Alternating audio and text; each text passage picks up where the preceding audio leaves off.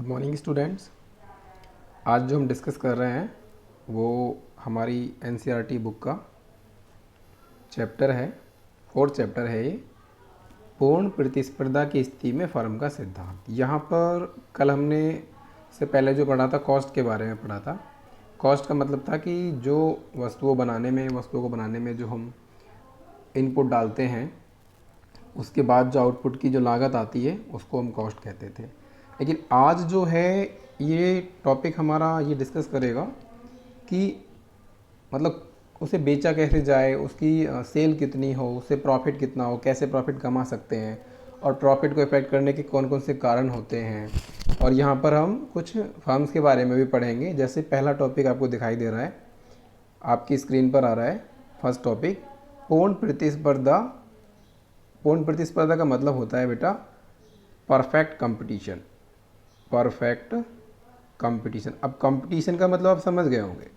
Competition का मतलब होता है कि जहाँ पर बहुत सारे कंपटीटर आपके सामने हों, बहुत सारे लोग हों आपके जैसे, जो आपको क्या करते हो, मतलब आपके साथ प्रतिस्पर्धा करते हो। प्रतिस्पर्धा का मतलब सामना करते हो आपका साधा। यहाँ पर सामना करने का मतलब लड़ने से नहीं है।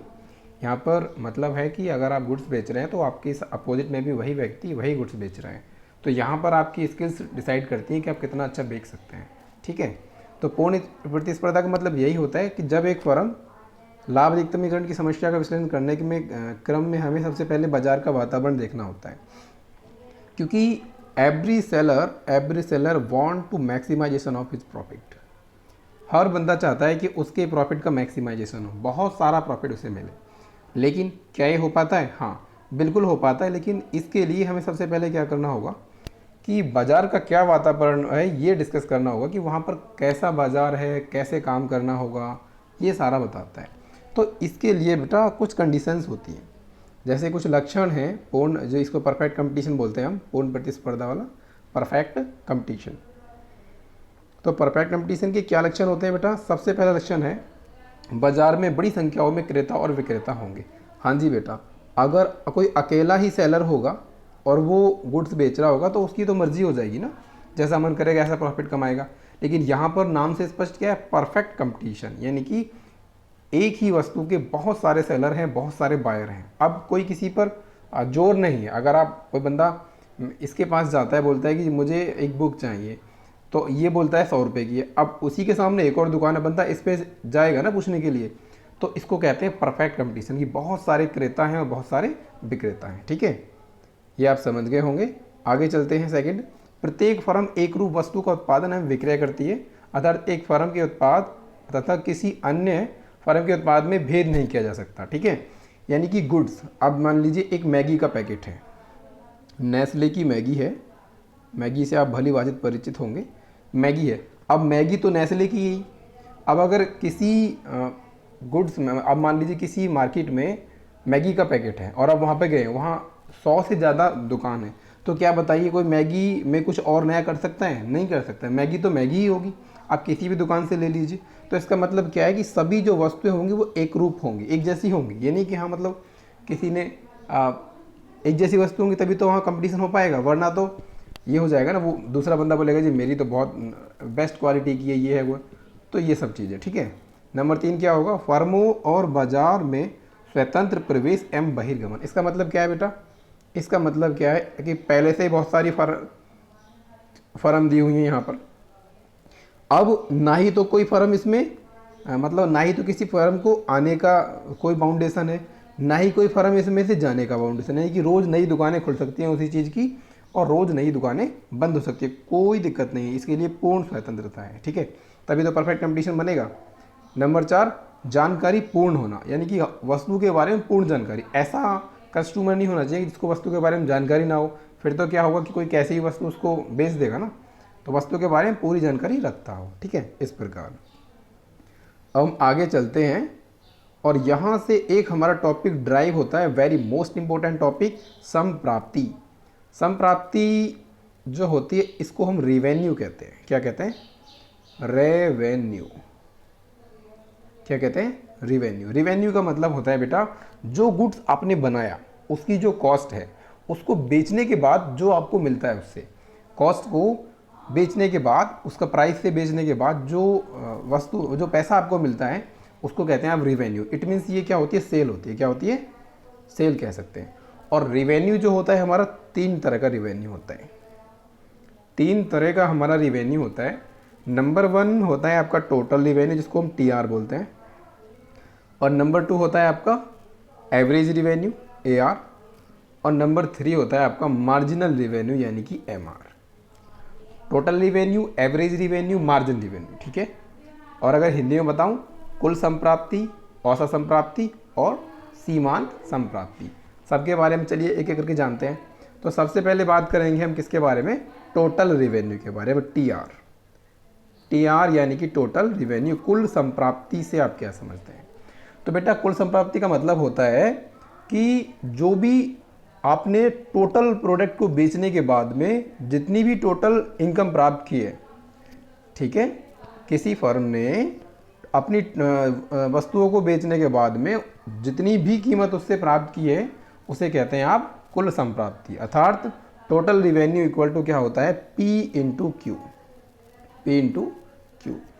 यहाँ पर पी क्या है बेटा, यहाँ पर पी है, पी को बोलते हैं प्राइस ऑफ पर यूनिट, यानी कि प्रति इकाई मूल्य, प्रति इकाई मूल्य, किसी वस्तु का प्रति इकाई मूल्य। जैसे मान लीजिए हम 10 पेन बेच रहे हैं, तो एक पेन की कॉस्ट कितना है, 5। तो 5 रुपये क्या हो गया, प्रति इकाई का मूल्य। पी हो गया प्राइस, और क्यू हो गया क्वांटिटी। क्या हो गया, यानी कि मात्रा, कितने पेन हम बेच रहे हैं। अगर टोटल रिवेन्यू देखें तो 10 पेन हम बेचना चाहते हैं, एक 5 का है, तो 10 इंटू 5 यानी कि 50 रुपये जो होगा हमारा, वो क्या होगा, टोटल रिवेन्यू होगा। कुल संप्राप्ति कितनी होगी हमारी, 50 रुपये, ठीक है। अब चलते हैं हम अपने सेकंड टॉपिक की तरफ, जो हमारा क्या था बेटा, average revenue. Average revenue, average revenue को आप औसत क्या बोलते हैं, एवरेज रिवेन्यू को हम औसत संप्राप्ति कहते हैं। और औसत संप्राप्ति क्या होती है, औसत संप्राप्ति होती है कि आपने प्रति इकाई कितना कमाया, ठीक है। कैसे निकालते हैं, total revenue TR divide by total revenue divide by quantity, ठीक है। और टोटल रिवेन्यू की क्या रख सकते हैं हम, पी इंटू क्यू भी रख सकते हैं, डिवाइड बाई क्वांटिटी। अब क्यू से क्यू कैंसिल हो जाएगा, मतलब क्या आ जाएगा, प्राइस। इसका मतलब क्या है, जो औसत संप्राप्ति होती है वो हमारी वस्तु के प्राइस के बराबर होती है। एग्जाम्पल के लिए बेटा, अब 50 रुपये आपको टोटल रिवेन्यू प्राप्त होता है, जिसमें आपने 10 यूनिट बेची हैं, ठीक है। टोटल रिवेन्यू कितना मिलता है, कुल संप्राप्ति आपकी 50 रुपये है, और आपने उसमें कितनी यूनिट बेची है, 10 यूनिट बेची है। तो आपको पता होगा कि एवरेज रिवेन्यू जो होगा वो कितना होगा, 5 रुपये होगा, ठीक है। तो आपका प्राइस भी कितना था, 5 ही था। तो एवरेज रिवेन्यू ये आपका होता है, ठीक है। आगे चले, थर्ड पॉइंट था हमारा marginal revenue. Marginal revenue it means सीमांत संप्राप्ति हम इसे कहते हैं। एवरेज रिवेन्यू, मार्जिनल रिवेन्यू का मतलब क्या होता है कि जैसे ही आप एडिशनल यूनिट बेचते हैं, एक एडिशनल यूनिट को बेचने से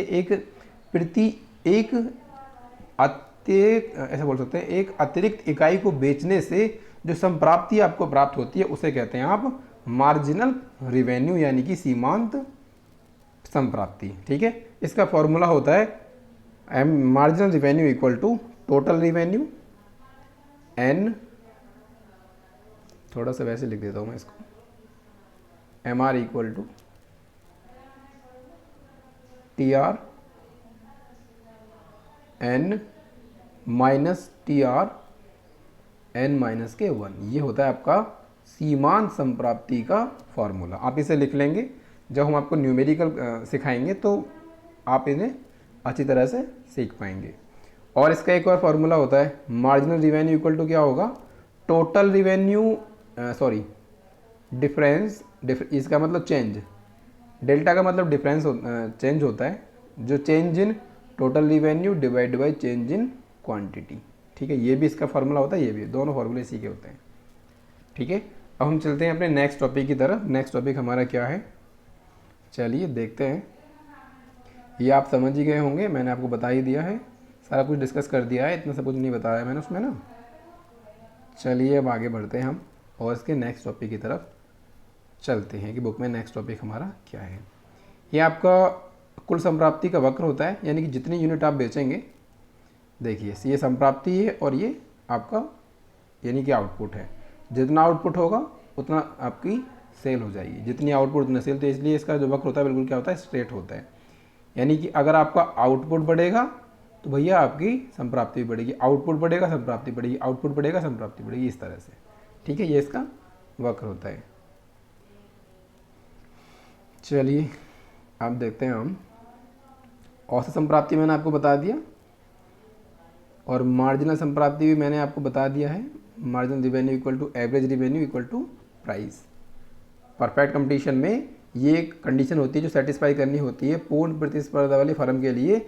marginal revenue equal to average revenue equal to price, मैंने आपको बताया था, ये इसके बराबर ही होता है। अब जो टॉपिक आता है आपका वो आता है profit maximisation. One of the most important topic है बेटा प्रॉफिट मैक्सिमाइजेशन। ये बहुत ही मोस्ट इंपॉर्टेंट है, आप इसे समझेंगे। अधिकतम लाभ अधिकतमीकरण क्या है, ठीक है। इससे पहले हमें जानना होगा कि लाभ क्या होता है। लाभ अधिकतमीकरण हम तभी समझ पाएंगे जब हम लाभ को समझ पाएंगे। अब प्रॉफिट क्या होता है पहले आप ये समझेंगे, ठीक है। प्रॉफिट का मतलब होता है कि profit equal to total cost, total revenue, जितना रिवेन्यू आपको मिला माइनस के टोटल कॉस्ट, तभी तो आएगा। मान लीजिए किसी पेन को बनाने में हमारी 20 रुपये की लागत आती है और हम उसे 25 रुपये में बेचते हैं, 25 में बेचते हैं, तो हम क्या करेंगे, टोटल रिवेन्यू कितना मिला है 25, और 25 से अगर हम 20 को माइनस कर दें कॉस्ट को, तो आपका 5 रुपये जो होगा वो क्या हो जाएगा, आपका प्रॉफिट हो जाएगा। ठीक है, इसे हम प्रॉफिट कहते हैं। ठीक है, ओके, समझ गए होंगे आप। यहाँ पर टी आर इक्वल टू क्या है, टोटल रिवेन्यू, और टी सी इक्वल टू क्या है, टोटल कॉस्ट है। ठीक है, और नॉर्मल सी भाषा में कहें तो ऐसा कह सकते हैं कि वस्तु की कीमत पर वस्तु के प्राप्त होने वाली संप्राप्ति का जो आधिक्य होता है उसे हम लाभ कहते हैं। ठीक है, अब बात करते हैं प्रॉफिट मैक्सिमाइजेशन की। तो बेटा प्रॉफिट मैक्सिमाइजेशन एक ऐसा टॉपिक है जो आपको अब समझना होगा। यहाँ पे मैं आपको एक डायग्राम से भी समझाऊंगा, और पहले इसमें पढ़ लेते हैं हमारी बुक क्या कहती है, फिर मैं आपको समझा दूंगा। एक फर्म की विशेष मात्रा का उत्पादन तथा विक्रय करती है। फर्म का लाभ जो है, यहाँ पर पाई जो दिखाया है वो लाभ दिखाया है, इसकी कुल संप्राप्ति तथा उसके कुल उत्पादन लागत के बीच के अंतर के रूप में परिभाषित किया गया है। दूसरे शब्दों में कह सकते हैं कि पाई इक्वल टू कुल संप्राप्ति माइनस के कुल लागत। स्पष्ट रूप से है कि कुल संप्राप्ति कुल लागत के मध्य में अंतर फर्म द्वारा अर्जित की गई निबल लागत है। ठीक है, एक फर्म अधिकतम लाभ कमाना चाहती है। आप सभी जानते हैं एक फर्म क्या, हर एक बंदा चाहता है कि मुझे ज़्यादा से ज़्यादा प्रॉफिट हो। फर्म मात्रा Q0 को जिस सब बता रही है, ये सारा समझाना चाह रहे हैं वो। अब बात ये है फर्म कहाँ पर जाकर मैक्सिमाइजेशन ऑफ प्रॉफिट कर सकती है। इसके दो अप्रोच होते हैं, फिलहाल इसमें देख लेते हैं। एक फर्म लाभ क्यों अपेक्षा समीक्षागत प्रश्न यह है कि हम Q0 को किस प्रकार प्राप्त करें। Q0 जो है हमारा यहाँ पर क्या है, अब देख लेते हैं थोड़ा सा। कीमत P सीमांत लागत के बराबर हो। इसमें 3 इसने पॉइंट हमें बता दिए। इन पॉइंटों से हम क्या बताएंगे आपको कि भाई कैसे कैसे प्रॉफिट मैक्सिमाइजेशन होगा। कंडीशन बताइए। पहली कंडीशन क्या है, जब P यानी कि प्राइस जो है वो सीमांत लागत के बराबर हो, यानी मार्जिनल कॉस्ट के बराबर। P equal to marginal cost. ठीक है, और P equal to marginal cost हो जाए तब पहला वो आपका हो जाएगा आपका, यानी वहाँ पर बंदा मैक्सिमाइजेशन ऑफ प्रॉफिट ले सकेगा। ठीक है, और दूसरा क्या है, Q0 पर सीमांत लागत ह्रासमान नहीं हो। Q0 क्या है, Q0 हमने यहाँ पर मान रखा है मात्रा, वस्तु की मात्रा, उस पर जो सीमांत लागत है यानी कि मार्जिनल कॉस्ट जो होती है, जो मतलब मैंने आपको लास्ट क्लास में समझाया था कि टोटल कॉस्ट के साथ साथ मार्जिनल कॉस्ट जो होती है वो फॉल होनी स्टार्ट हो जाती है। ठीक है, ये समझाया होगा। तो अब स्थिति 1 जो है यहाँ से हम समझेंगे। देखिए स्थिति 1 जो है क्या कहती है, पहली स्थिति कह रही है कि लाभ कुल संप्राप्ति तथा कुल लागत का अंतर होता है। ठीक है, जैसे निर्गत का मतलब होता है आउटपुट। क्या होता है, निर्गत का मतलब होता है आउटपुट का मतलब जितना माल बनकर तैयार हुआ है। आउटपुट में वृद्धि होती है, कुल संप्राप्ति तथा कुल लागत में भी वृद्धि होती है। ठीक है, आउटपुट यानी कि जितनी क्वांटिटी आप ज़्यादा बनाएंगे आपकी टोटल कॉस्ट बढ़ जाएगी, उन्हें बेचेंगे तो आपका टोटल रिवेन्यू भी बढ़ेगा। तो कुल लागत और कुल संप्राप्ति में वृद्धि होती है, बिल्कुल सही बोल रहे हैं। जब तक कुल संप्राप्ति में वृद्धि कुल लागत में परिवर्तन से अधिक हो, ठीक है, जब तक आपका कुल संप्राप्ति टोटल रिवेन्यू ज़्यादा हो, बहुत ज़्यादा हो, टोटल रिवेन्यू जब तक ज़्यादा होगी किससे, टोटल कॉस्ट से, बोल रहा है ना, कुल संप्राप्ति में वृद्धि जो है कुल लागत में परिवर्तन से अधिक हो तो लाभ में लगातार वृद्धि होती रहेगी। याद करें कि निर्गत यानी कि जो आउटपुट में प्रति इकाई की वृद्धि के कारण कुल संप्राप्ति में टोटल रिवेन्यू में परिवर्तन सीमांत लागत होती है, मतलब सीमांत लागत आ जाती है। अतः हम कह सकते हैं, निष्कर्ष पर पहुँचे हैं कि जब तक सीमांत संप्राप्ति लागत से अधिक है, लाभ बढ़ते रहेंगे। क्या बोल रहा है, सीमांत यानी कि जो मार्जिनल रिवेन्यू जो है वो कॉस्ट से अधिक है तो लाभ बढ़ता रहेगा। इसी तर्क के आधार पर जब तक सीमांत संप्राप्ति सीमांत लागत से कम है, लाभ कम होंगे। दो आपने बात समझ ली, यहाँ पर दो इसने बात बताई है। पहली बात क्या बताइए, जब तक सीमांत संप्राप्ति यानी कि जो मार्जिनल रिवेन्यू मैंने समझाया था आपको, मार्जिनल रिवेन्यू का मतलब मैंने किसके बराबर बताया था, प्राइस के बराबर बताया था, नहीं सॉरी, वो मैंने आपको बताया था मार्जिनल रिवेन्यू जो था, जब तक मार्जिनल रिवेन्यू कॉस्ट से ज़्यादा रहेगा, कॉस्ट से ज़्यादा रहेगा, मार्जिन ज़्यादा मिलता रहेगा, तब तक क्या होगा, आपके लाभ बढ़ते रहेंगे। और इसी तर्क पे कह सकते हैं कि जब ये जो सीमांत मार्जिनल रिवेन्यू है अगर कम हो जाए किससे, कॉस्ट से, तो आपका लाभ क्या हो जाएगा बेटा, कम हो जाएगा। इसका अर्थ है कि लाभों को अधिकतम करने के लिए सीमांत यानी कि मार्जिनल रिवेन्यू और मार्जिनल कॉस्ट के बराबर होना चाहिए, यानी कि MR equal to MC, MR equal to marginal revenue equal to MC होना चाहिए, यानी कि मार्जिनल कॉस्ट होना चाहिए। ठीक है, ये है पहली कंडीशन आपकी, जिससे कि आप यहाँ पर आपका क्या होगा, प्रॉफिट मैक्सिमाइजेशन होगा। ठीक है, चलिए आगे चलते हैं स्थिति 2 की तरफ। स्थिति 2 क्या है हमारी, स्थिति 2 है कि जिसका लागू होना निर्गत स्तर का लाभ अधिकतमीकरण सकारात्मक होने के लिए आवश्यक है। निर्गत का मतलब मैंने आपको क्या बताया था बेटा, निर्गत का मतलब बताया था हमने आपको आउटपुट। ठीक है, यानी कितना गुड्स बन के तैयार हुआ है। इस स्थिति क्यों है, ऐसी स्थिति क्यों आती है, निर्गत स्तर पर लाभ अधिकतमीकरण सीमांत लागत वक्र की प्रवणता नीचे की ओर हो सकती है, नहीं हो सकती है।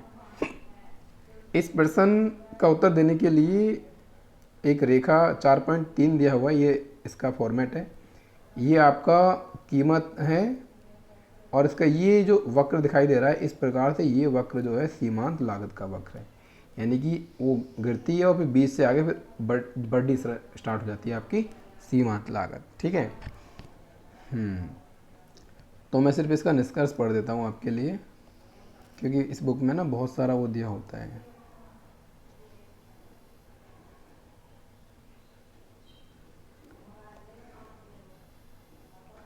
चलो उसको थोड़ा सा समझ ही लेते हैं, समझा ही देते हैं आपको, तभी थोड़ा समझ में आएगा, क्योंकि बुक से ही पढ़ना है ना आपने।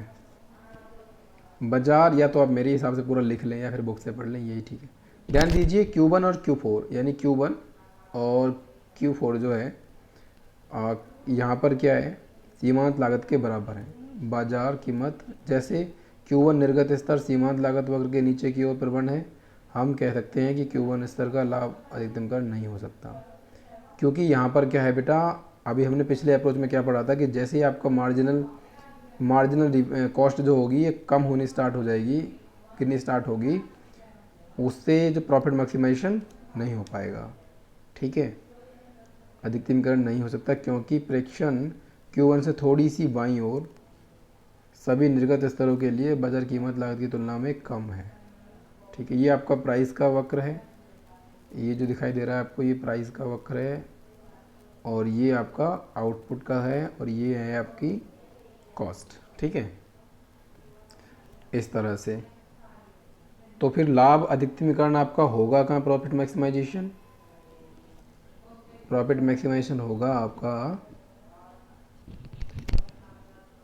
यानी इस कंडीशन में जब आपकी मार्जिनल कॉस्ट ऑलरेडी ये जो फॉल होनी स्टार्ट हो जाए, फिर धीरे साथ बढ़ती चली जाती है, तो फिर क्या होता है, उस कंडीशन में आपका प्रॉफिट मैक्सिमाइजेशन नहीं हो सकता। और एक निष्कर्ष हमने यहाँ भी दिया हुआ है इस बुक में, उसे भी देख लेते हैं एक बार।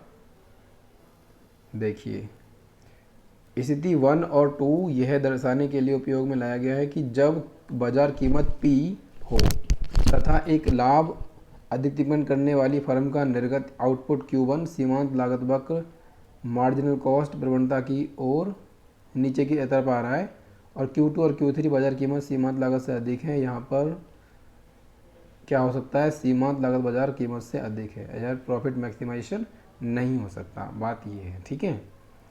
हम फिलहाल तीसरी स्थिति देख लेते हैं। तीसरी स्थिति क्या बोल रही है, ध्यान दीजिए, जिसका लाभ अधिकतमीकरण निर्गत स्तर के सकारात्मक होने की स्थिति में लागू होना आवश्यक है। ध्यान दीजिए कि तीसरी स्थिति के दो भाग हैं, एक भाग अल्पकालीन स्थिति में तथा दूसरा दीर्घकालीन स्थिति में, शॉर्ट रन और लॉन्ग रन। हमने कल आपको बताया था शॉर्ट रन और लॉन्ग रन के बारे में, ठीक है। शॉर्ट टाइम पीरियड बताया था ना, अल्पकालीन और दीर्घकालीन। फुल संप्राप्ति बताया है इन्होंने। एक तो इसमें ना बहुत सारा एकदम झगड़म भरा होता है की समस्या है एक, ठीक है। दो ही इसके अप्रोच होते हैं, एक फर्म की पूर्ति वक्र सप्लाई। अच्छा, यहाँ से आपका टॉपिक स्टार्ट हो जाता है पूर्ति का, पूर्ति का सप्लाई स्टार्ट हो जाता है। पूर्ति का मतलब होता है सप्लाई। सप्लाई, अभी तक आप क्या कर रहे थे, कॉस्ट के बारे में डिमांड के बारे में जान रहे थे, किसके बारे में, डिमांड। लेकिन अब स्टार्ट हो जाएगी सप्लाई। यानी डिमांड का मतलब होता है कि वस्तु को कितनी वस्तु एक प्राइस पर, एक गिवन प्राइस पर, एक टाइम ड्यूरेशन में एक गिवन प्राइस पर व्यक्ति कितनी वस्तुओं को खरीदना चाहता है, कितनी वस्तु खरीदता है, तो वो डिमांड हो जाएगा। लेकिन यहाँ पर एक दिए हुए प्राइस पर, एक बाज़ार में दिए हुए प्राइस पर एक जो कंज्यूमर नहीं, यहाँ पर सेलर है, जो बेचने वाला व्यक्ति है, वो कितनी वस्तु बेचना चाहता है, उसे कहते हैं आप पूर्ति। यानी कि एक फर्म की पूर्ति वह मात्रा है जो वह दी गई कीमत, प्रौद्योगिकी तथा उत्पादन कारकों की कीमत पर बेचने का निर्णय लेती है, ठीक है। एक तालिका जो विभिन्न स्तरों में यही बताया है आपको।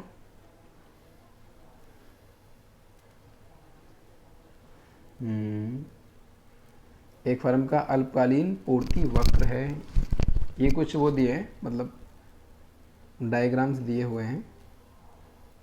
फिलहाल मैं आपको वही चीज़ बता दूं जो थोड़ा थोड़ा इम्पोर्टेंट, ठीक है।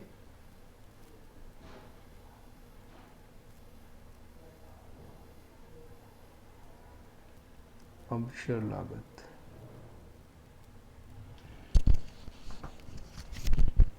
ये टॉपिक आप जान लें। 4 पॉइंट, जो 4.4.4 है, सामान्य लाभ और लाभ अलाभ बिंदु जो है, यानी कि लाभ के न्यूनतम स्तर को जो एक फर्म को इसके वर्तमान व्यापार में बनाए रखने के लिए आवश्यक है, उसे सामान्य लाभ कहकर परिभाषित करते हैं। यानी कि आप कह लीजिए नॉर्मल प्रॉफिट से क्या कहते हैं, जो फर्म को नॉर्मल रूप से चलाने के लिए अगर फर्म को मिलता रहे, न्यूनतम स्तर, वह छोटे कम से कम स्तर है जो मिलता रहेगा। और एक फर्म जो सामान्य लाभ अर्जित नहीं करती, व्यापार में नहीं रह सकती, ठीक है। सामान्य लाभ का मतलब जो है, जो एवरेज प्रॉफिट, जब तक नॉर्मल प्रॉफिट नहीं कमाएगी, नॉर्मल प्रॉफिट कमाती रहेगी तो कुछ नहीं, फर्म अगर ज़्यादा आगे भी नहीं बढ़ेगी तो, लेकिन स्टेबल तो रहेगी ना।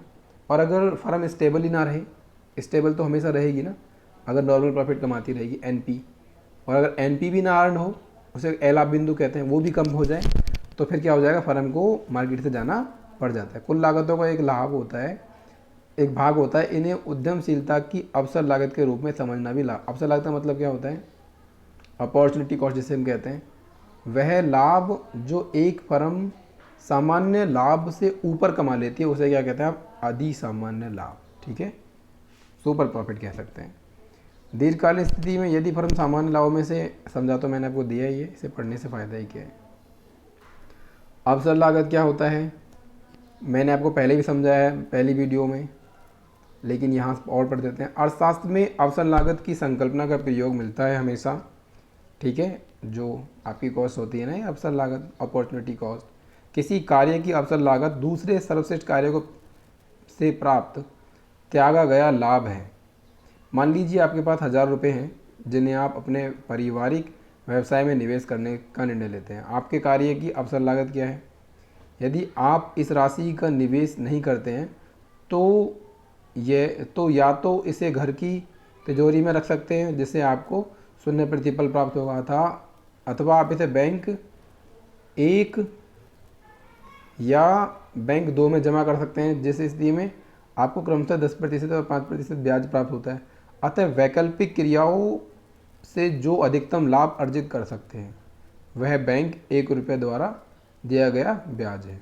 ठीक है, परंतु यदि आप इस धन को अपने पारिवारिक व्यवसाय में निवेश करते हैं तो आपका यह विकल्प समाप्त हो जाएगा। अतः आपके पारिवारिक व्यवसाय में धन निवेश करने की अवसर लागत बैंक 1 से प्राप्त ब्याज की राशि का त्याग है। यानी कि मैंने आपको पहले ही समझाया है कि बेटा अगर आप एक जॉब को ऑप्ट करने के लिए दूसरी जॉब को फॉरवर्ड करते हैं, उसे छोड़ देते हैं, फॉरलीव कर देते हैं, तो उसे कहेंगे आप, मान लीजिए अगर आपको कहीं आपने इंटरव्यू दिया 15,000 की जॉब आपको मिलती है, दूसरी जगह इंटरव्यू दिया आपको 20,000 की जॉब मिलती है, तो आप 20 को ऑप्ट करेंगे। तो 20,000 की जॉब को जो ऑप्ट करने के लिए आपने ये जो त्यागा है इसे कहेंगे आपकी अवसर लागत, यानी कि अपॉर्चुनिटी कॉस्ट। ठीक है, इस प्रकार से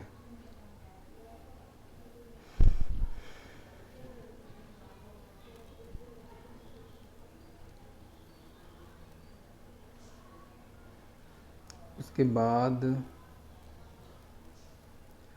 अब हम बाजार पूर्ति वक्र, तो आप समझ, पूर्ति का तो बता दिया मैंने, सप्लाई। बाजार पूर्ति वक्र ऐसा होता है, जैसे डिमांड आपकी 2 तरह की होती है, ऐसी सप्लाई आपकी 2 तरह की होती है। ठीक है, यानी कि इंडिविजुअल और मार्केट। जब हम किसी एक व्यापारी की स्थिति के बारे में दर्शाते हैं तो वो होता है आपका इंडिविजुअल, व्यक्तिगत। और जब हम किसी वस्तु की बाजार में सप्लाई दिखाते हैं एक कर्व के साथ में, तो उससे कहते हैं आप बाजार की स्थिति। ठीक है, इस प्रकार क्या है, देखिए यहाँ पर 3 प्राइस दिए हैं, P1 P2 P3, ये क्या है, प्राइस है। इस पर सप्लाई 1, सप्लाई 2, सप्लाई 3। ठीक है, तो इस प्रकार से कई वस्तुओं की सप्लाई दिखाएंगे, तब उसे आप कहेंगे बाजार पूर्ति वक्र। ठीक है,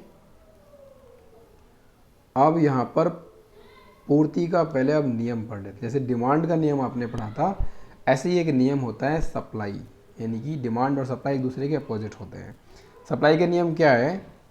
सप्लाई क्या है, ये उस व्यक्ति पर निर्भर है, व्यक्ति को जितना अच्छा प्रॉफिट मिलेगा, जितना ज़्यादा प्राइस होगा, व्यक्ति उतनी ज़्यादा वस्तुएं बेचेगा। यानी कि प्राइस जैसे प्राइस बढ़ेगा ऐसे ऐसे उसकी जो सप्लाई है वो भी बढ़ेगी। यानी कि इसमें बिल्कुल डायरेक्ट रिलेशनशिप होता है, प्रत्यक्ष संबंध होता है।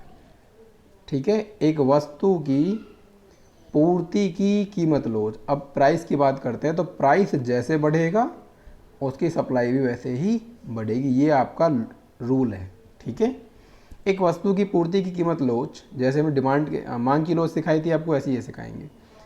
पूर्ति की कीमत लोच वस्तु की कीमत में परिवर्तन के कारण वस्तु की पूर्ति की मात्रा की अनुक्रियाशीलता को मापती है। यानी कि पूर्ति में प्रतिशत परिवर्तन डिवाइड बाई कीमत में प्रतिशत परिवर्तन को क्या कहते हैं आप? Elasticity of supply. Elasticity of demand पढ़ा था आपने, इलास्टिसिटी ऑफ सप्लाई हो जाएगा। ओके, अब बढ़ते हैं आगे हम।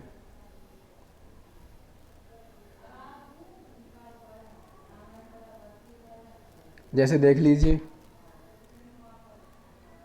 मान लीजिए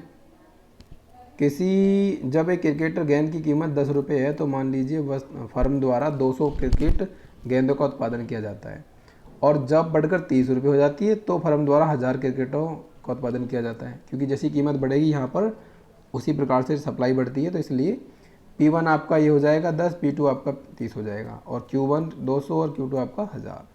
तो फार्मूला आपका क्या होता है? फार्मूला हमने आपको डिमांड में बता दिया था कि पूर्ति की मात्रा में परिवर्तन डिवाइड बाई कीमत की प्रतिशत, कीमत में प्रतिशत परिवर्तन। फार्मूला आपका लगा दें हम, ये रहा। और मैं जो फार्मूला यूज करता हूँ वो क्या करता हूँ, वो हम करते हैं सप्लाई वाला फार्मूला, यानी कि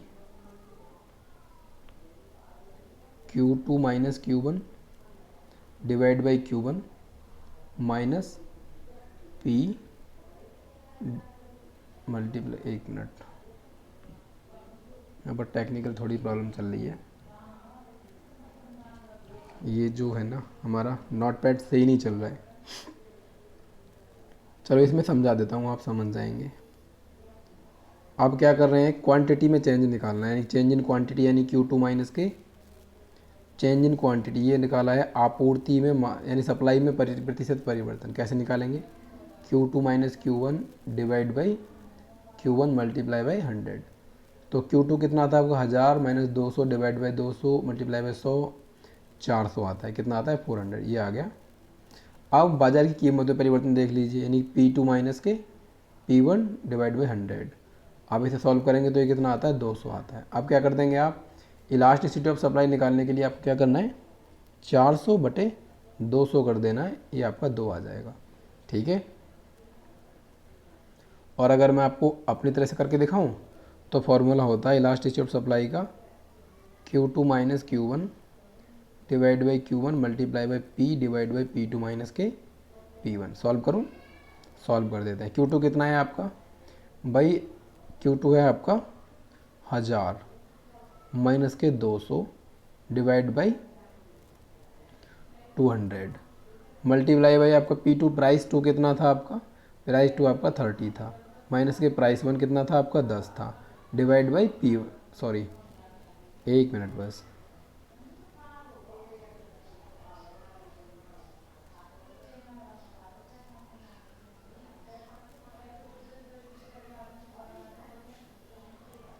ठीक है। तो यहाँ पर हम कर देंगे P1 कितना है आपका, P1 आपका 10 है डिवाइड बाई P2 कितना है आपका 30 माइनस का 10। आप इसे सॉल्व करेंगे तो ये कितना आ जाएगा आपका 800 डिवाइड बाई 200, ठीक है, multiply by 10 divide by 20 divide by 20। 10 2 जा 20, 2 से काटेंगे आप इसको 8 को, 2 4 जा 8, 400, 400 को 200 से काटेंगे तो कितना आ जाएगा आपका 4 2 जा 200। इलास्टिसिटी ऑफ सप्लाई कितना हो जाएगा आपका 2 हो जाएगा। ठीक है, इस प्रकार से आप इसे कर सकते हैं।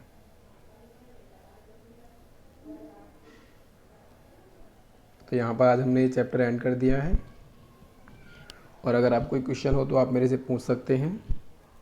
Wish you all the very best, पढ़ते रहिए क्योंकि सिलेबस बहुत ही वाइड है। अभी हमारी ये जो माइक्रो चल रही है, माइक्रो इकोनॉमिक्स, फिर इसके बाद में हमारी मैक्रो इकोनॉमिक्स चलेगी, इसके 6-7 चैप्टर हैं, फिर दूसरी वाली बुक के भी 6 चैप्टर हैं। ये समझना बहुत आवश्यक है। ठीक है, थैंक यू सो मच।